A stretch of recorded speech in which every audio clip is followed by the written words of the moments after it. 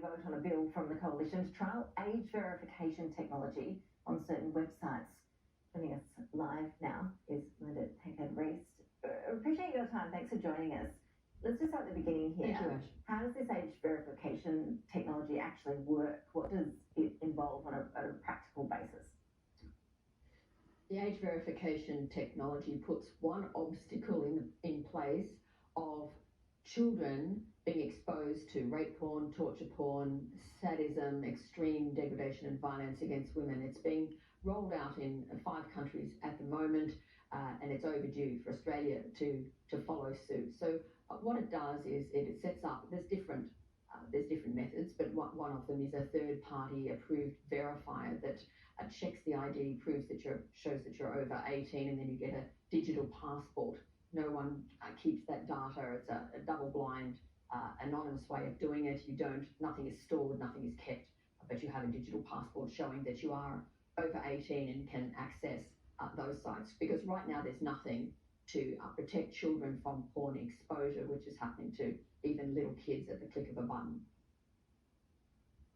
So, Melinda, I assume that one of the reasons in this country that things are overdue is that, as we know, there are plenty vested interests here. The industry seems to be against this sort of technology being mandated. It prefers the idea of some sort of industry code to have sites put in place, safeguards really, to try and prevent children from accessing pornography. What would a voluntary code do in your mind? Would it actually do anything to clamp down on this problem?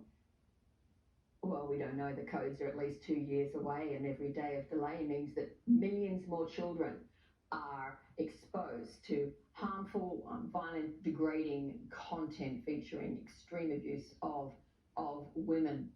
The fact is, why should we wait? We don't understand why the federal government has put the vested interests of a global predatory porn industry whose business model is to groom the next generation of porn consumers before child protection, before the well-being and safety of children.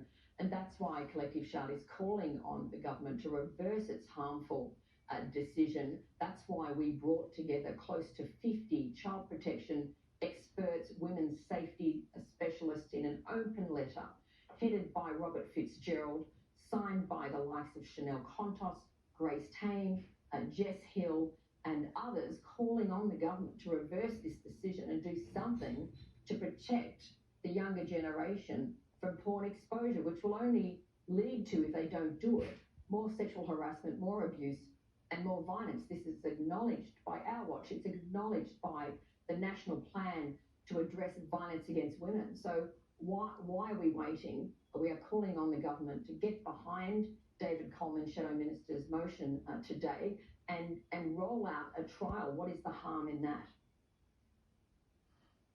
Well, the online porn sites are one thing, but what about the proliferation, really, of porn-style advertising that our kids are exposed to?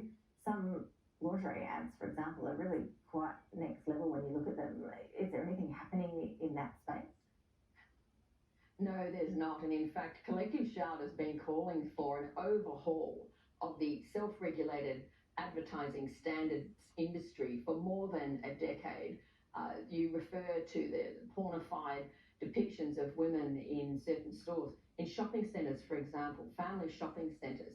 Honey Birdette, a sex store in shopping centres, has been in breach of the advertising code of ethics 70 times now, but it's irrelevant. There's no fines for non-compliance. There's no powers of enforcement for the rulings of ad standards. So we've been calling for a co-regulatory system with input from experts on child protection, harms to children, the status of women, and that's overdue as well. It's been shown that self-regulation serves the vested interest of industry, but not the welfare of the community. And why does the government continue to offload its ethical responsibilities to these, so-called self-regulatory bodies that barely do any basic regulation at all? Melinda, really appreciate your time. Thank you. We'll be watching closer to see where this age verification issue goes in terms of the politics around that today. Thanks so much.